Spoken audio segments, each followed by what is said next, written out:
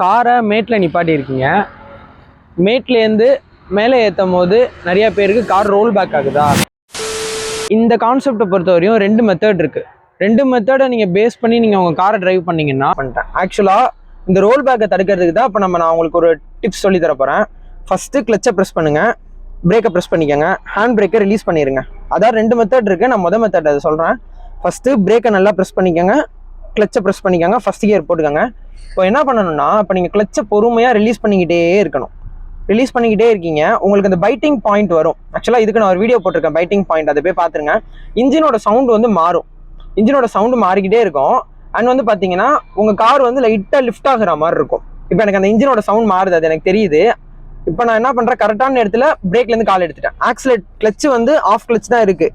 அந்த பைட்டிங் பாயிண்ட்ல இப்போ கார் ஏறிக்கிட்டே இருக்கு. பிட் ஆக்சிலேட்டர் கொடுக்குறேன், கிளச் ஸ்லோப் ஏற பிட் ஆக்சிலேட்டர் கொடுத்தோன்னா அது பாட்டு ஏறிக்கிட்டே இருக்கு.